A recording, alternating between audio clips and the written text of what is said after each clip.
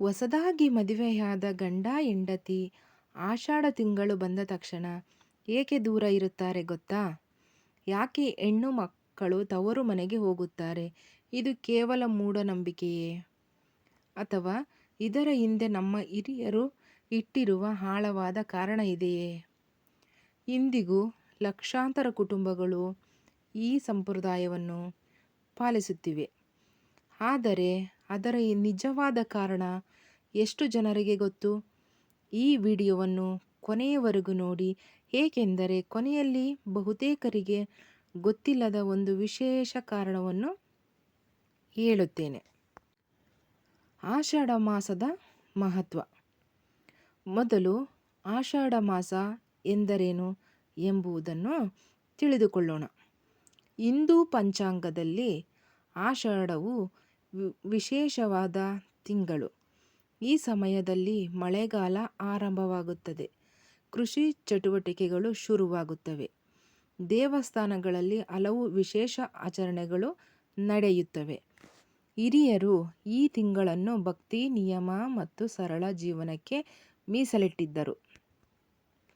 ಹೊಸದಾಗಿ ಮದುವೆಯಾದವರು ಏಕೆ ದೂರ ಇರುತ್ತಾರೆ ಆಷಾಢದಲ್ಲಿ? ಕೆಲವರು ಹೇಳುತ್ತಾರೆ, ಆಷಾಢದಲ್ಲಿ ಗಂಡ ಹೆಂಡತಿ ಒಟ್ಟಿಗೆ ಇರಬಾರದು. ಇದರ ಹಿಂದೆ ಹಲವು ಜನಪ್ರಿಯ ಕಾರಣಗಳನ್ನು ಹೇಳಲಾಗುತ್ತದೆ. ಮೊದಲ ಕಾರಣ, ಮಳೆಗಾಲದಲ್ಲಿ ಹಿಂದೆ ಆರೋಗ್ಯ ಸಮಸ್ಯೆಗಳು ಹೆಚ್ಚು ಇರುತ್ತಿದ್ದವು.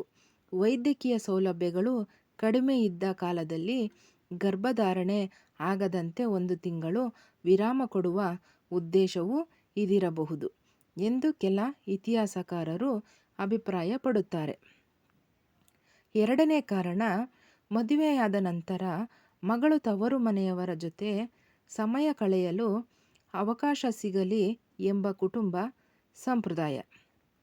ಮೂರನೇ ಕಾರಣ, ಕೃಷಿ ಕೆಲಸಗಳು ಹೆಚ್ಚಾಗುವ ಸಮಯವಾದ್ದರಿಂದ ಎಲ್ಲರೂ ತಮ್ಮ ತಮ್ಮ ಜವಾಬ್ದಾರಿಗಳಲ್ಲಿ ತೊಡಗುತ್ತಿದ್ದರು. ಭಾಗ 3. ಅತ್ತೆ ಮತ್ತು ಸೊಸೆ ದೂರ ಇರಬೇಕು ಎನ್ನುವುದೇ. ಕೆಲವೆಡೆ ಅತ್ತೆಯಿಂದ ಸೊಸೆ ದೂರ ಇರಬೇಕು ಎಂದು ಹೇಳುತ್ತಾರೆ.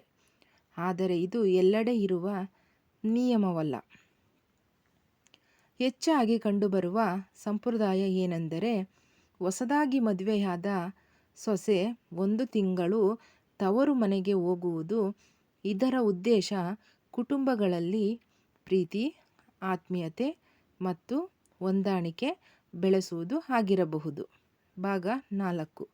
ಧಾರ್ಮಿಕ ನಂಬಿಕೆಗಳು. ಕೆಲವು ಸಂಪ್ರದಾಯಗಳ ಪ್ರಕಾರ ಆಷಾಢ ತಿಂಗಳಲ್ಲಿ ದೇವರ ಆರಾಧನೆ, ವ್ರತ ಮತ್ತು ನಿಯಮಗಳಿಗೆ ಹೆಚ್ಚಿನ ಮಹತ್ವ ನೀಡಲಾಗುತ್ತದೆ.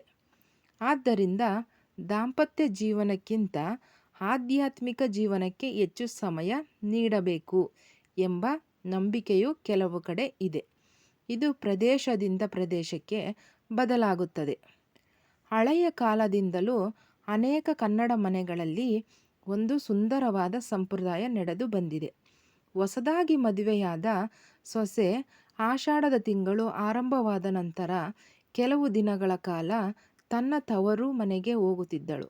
ಇದನ್ನು ಹಲವೆಡೆ ಇಂದಿಗೂ ಕಾಣಬಹುದು. ಹೊಸದಾಗಿ ಮದುವೆಯಾದ ದಂಪತಿಗಳು ಈ 1 ತಿಂಗಳು ಸ್ವಲ್ಪ ದೂರ ಇರುವುದು ಕುಟುಂಬದ ಸಂಪ್ರದಾಯವಾಗಿತ್ತು.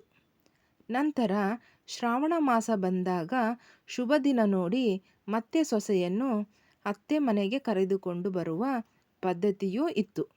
ಇದು ಕೇವಲ ದೂರ ಇರುವುದಕ್ಕಾಗಿ ಅಲ್ಲ, ಮದುವೆಯಾದ ನಂತರ ಮಗಳಿಗೆ ತನ್ನ ತವರು ಮನೆಯವರೊಂದಿಗೆ ಸಮಯ ಕಳೆಯಲು ಅವಕಾಶ ನೀಡುವ ಆಚರಣೆಯು ಅನೇಕ ಕುಟುಂಬಗಳನ್ನು ಇಂದು ನೋಡುತ್ತಿದ್ದೆವು. ಪ್ರದೇಶದಿಂದ ಪ್ರದೇಶಕ್ಕೆ ಈ ಪದ್ಧತಿ ಸ್ವಲ್ಪ ಬದಲಾಗುತ್ತದೆ. ಕೆಲವು ಕಡೆ 1 ತಿಂಗಳು ಪಾಲಿಸುತ್ತಾರೆ, ಕೆಲವು ಕಡೆ ಕೆಲವೇ ದಿನಗಳು ಪಾಲಿಸುತ್ತಾರೆ. ಆದರೆ ಹೊಸದಾಗಿ ಮದುವೆಯಾದ ದಂಪತಿಗಳ ಬಗ್ಗೆ ಆಷಾಢದ ಈ ಆಚರಣೆ ಹಲವು ಕುಟುಂಬಗಳಲ್ಲಿ ಇಂದಿಗೂ ಮುಂದುವರೆದಿದೆ. ಆದ್ದರಿಂದ ಆಷಾಢದ ತಿಂಗಳು ಬಂದಾಗ ಹೊಸದಾಗಿ ಮದುವೆಯಾದವರು ತವರು ಮನೆಗೆ ಹೋಗಬೇಕು ಎಂಬ ಮಾತು ಇಂದಿಗೂ ಅನೇಕ ಮನೆಗಳಲ್ಲಿ ಕೇಳಿಬರುತ್ತದೆ. ಇದು ಅನೇಕ ಕುಟುಂಬಗಳ ಪರಂಪರೆಯ ಒಂದು ಭಾಗವಾಗಿದೆ. ಇಂದಿಗೂ ಅನೇಕ ಕುಟುಂಬಗಳು ಈ ಸಂಪ್ರದಾಯವನ್ನು ಏಕೆ ಪಾಲಿಸುತ್ತಾರೆ ಗೊತ್ತಾ? ಇದಕ್ಕೆ ಒಂದೇ ಒಂದು ಕಾರಣವಿಲ್ಲ. ಕುಟುಂಬದಿಂದ ಕುಟುಂಬಕ್ಕೆ ಕಾರಣಗಳು ಬದಲಾಗುತ್ತವೆ. ಕೆಲವರು ಇದು ನಮ್ಮ ಪೂರ್ವಜರಿಂದ ಬಂದಿರುವ ಸಂಪ್ರದಾಯ ಎಂದು ನಂಬುತ್ತಾರೆ. ಕೆಲವರು ಹೊಸದಾಗಿ ಮದುವೆಯಾದ ಮಗಳು ತವರು ಮನೆಯವರ ಜೊತೆ ಕೆಲವು ದಿನ ಸಂತೋಷದಿಂದ ಇರಲಿ ಎಂಬ ಉದ್ದೇಶದಿಂದ ಪಾಲಿಸುತ್ತಾರೆ. ಇನ್ನು ಕೆಲವರು ಆಷಾಢ ತಿಂಗಳನ್ನು ನಿಯಮ, ಭಕ್ತಿ ಮತ್ತು ಸಂಯಮದ ತಿಂಗಳೆಂದು ಭಾವಿಸಿ ದಾಂಪತ್ಯ ಜೀವನದಿಂದ ಸ್ವಲ್ಪ ವಿರಾಮ ನೀಡುತ್ತಾರೆ. ಅದರ ಜೊತೆಗೆ ಹಿರಿಯರ ಮಾತಿಗೆ ಗೌರವ ಕೊಡುವುದು ನಮ್ಮ ಸಂಸ್ಕೃತಿಯ ಒಂದು ಭಾಗ. ನಮ್ಮ ಹಿರಿಯರು ಯಾವುದೋ ಒಳ್ಳೆಯ ಉದ್ದೇಶದಿಂದ ಈ ಪದ್ಧತಿಯನ್ನು ಮಾಡಿರಬಹುದು ಎಂಬ ನಂಬಿಕೆಯಿಂದಲೂ ಅನೇಕ ಕುಟುಂಬಗಳು ಇಂದಿಗೂ ಇದನ್ನು ಮುಂದುವರಿಸುತ್ತಿವೆ. ಆದರೆ ಈ ಆಚರಣೆ ಎಲ್ಲ ಕುಟುಂಬಗಳಲ್ಲೂ ಒಂದೇ ರೀತಿಯಲ್ಲಿ ಇರುವುದಿಲ್ಲ. ಕೆಲವು ಮನೆಗಳಲ್ಲಿ ಕಟ್ಟುನಿಟ್ಟಾಗಿ ಪಾಲಿಸುತ್ತಾರೆ, ಕೆಲವು ಮನೆಗಳಲ್ಲಿ ಪಾಲಿಸುವುದಿಲ್ಲ. ಆದ್ದರಿಂದ ಇದು ಹೆಚ್ಚಾಗಿ ಕುಟುಂಬದ ಸಂಪ್ರದಾಯ ಮತ್ತು ನಂಬಿಕೆಯನ್ನು ಅವಲಂಬಿಸಿರುತ್ತದೆ. ಆದರೆ ಹಿಂದೆ ಇದ್ದ ಪರಿಸ್ಥಿತಿಯಲ್ಲಿ ಮಳೆಗಾಲದ ಸೋಂಕುಗಳು, ಆರೋಗ್ಯ ಸೌಲಭ್ಯಗಳ ಕೊರತೆ, ಕೃಷಿ ಕೆಲಸದ ಒತ್ತಡ, ಕುಟುಂಬದ ಸಾಮಾಜಿಕ ಪದ್ಧತಿಗಳು ಇವುಗಳೆಲ್ಲ ಸೇರಿ ಈ ಸಂಪ್ರದಾಯ ಬೆಳೆಯಲು ಕಾರಣವಾಗಿರಬಹುದು.